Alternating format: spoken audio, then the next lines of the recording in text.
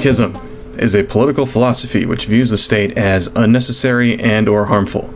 For most of us, our experience with anarchy is limited to interesting and easy-to-draw punk rock t-shirt designs. Anarchists come in many shapes and flavors from multiple points on the political spectrum. The branch of anarchism specifically that I despise is what's called free market anarchism. Unlike libertarians, who at least sometimes can be forced to admit that a government is needed to provide vital services like law enforcement or national defense, a free market anarchist holds the view that any and all forms of government larger than small, self-sustaining communities are inherently self-destructive. I am mainly concerned with its utter impracticality as a governing system in the modern world and the actual detrimental effect which those who work towards a free market anarchist goals potentially have on society. It is my opinion that free market anarchists are a bunch of arrogant, spoiled children whose central message is essentially "fuck you, I'm not sharing." Such idiotic, twisted, denialist views have no place in our national discussion. Human beings naturally organize themselves into hierarchies. People in groups larger than small tribes seem to work best in cooperative societies with division of labor and a clear authority that enforces rules and arbitrates disputes. It just so happens in every instance in history that the clear authority just also happens to be an organization or institution capable of using violence to enforce such rules. This is essentially the definition of the state. This seems to be a natural hierarchical structure to human beings as it is for gorillas or orangutans to follow an alpha male. There are not many instances through history of large groups of people organizing themselves without some sort of governing structure. Even those in failed states in the world, that is, those countries without functioning government, Chad, Somalia, Afghanistan, and so on, areas which are by definition anarchists, people in those areas still tend to follow this model.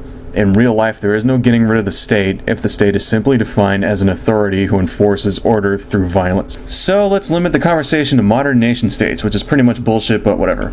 My problem with anarchists is that since the big evil state can't possibly do anything good or have any positive function whatsoever, the anarchists then want to strip away powers granted to the state to enforce laws and regulate companies, even which such laws and regulations are obviously needed.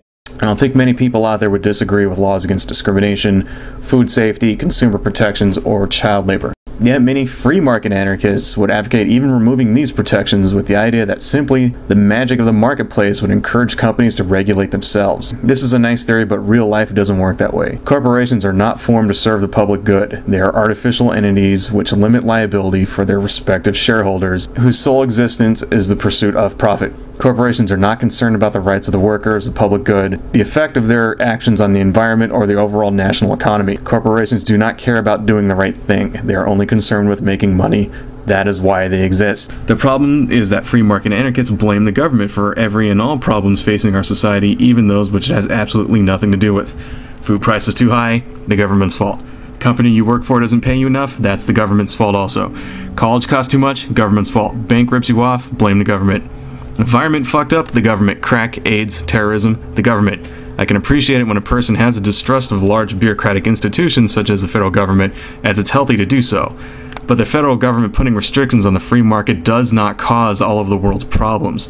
In fact, one can argue that regulations of markets do a hell of a lot to solve such problems. You want an example? Let's take farm subsidies.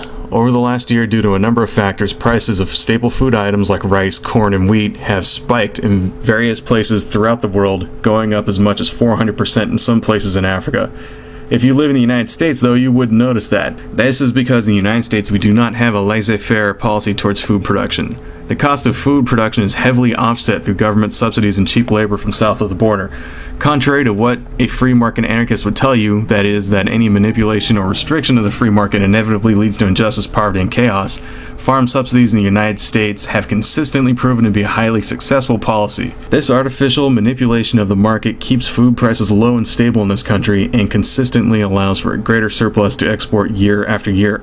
This is why a hamburger in this country costs you $3 instead of $16, because Uncle Sam uses your tax dollars to make it that way. I do agree that the free market economic systems in the world have demonstrated to create the largest amount of wealth and prosperity in human history. The free market is great at delivering things that are profitable, not so great at delivering things we need. Right now in this country, we need jobs, we need low-income housing, we need a high-speed rail system, we need renewable energy. We need an affordable yet workable healthcare system, we need to update our aging infrastructure and expand affordable broadband penetration into rural areas. There is demonstrable demand and huge profit potential for all of these things. So if the damn free market is so great at giving us these things, why aren't we seeing private companies or corporations stepping up to build them? Why isn't Halliburton investing in solar farms? Why isn't Centex or KB Homes building low-income housing?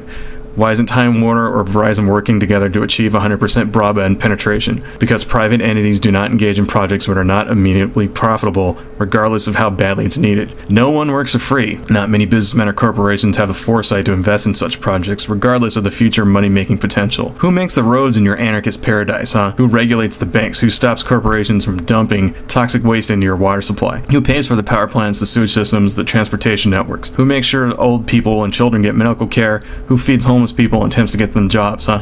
Who protects ecosystems and stops species from extinction? Who puts satellites into space so we can have cell phones and GPS systems, or sends astronauts to the moon? Who makes sure the medicine you take isn't poisoned and the food you eat isn't filled with rat intestines? Who stops other countries from invading us? How exactly does the free market do any of this shit? I'll tell you how, it doesn't. We do these things because we want them and we need them to survive, and the only institution that has the resources and mandate to accomplish such things is the government. We're far beyond the point in human evolution where all of society's needs could be met at a small, self-sustaining, self-governing community. Human society has been globalized for better or worse, and we need to start thinking on a global scale about how we're going to solve our problems.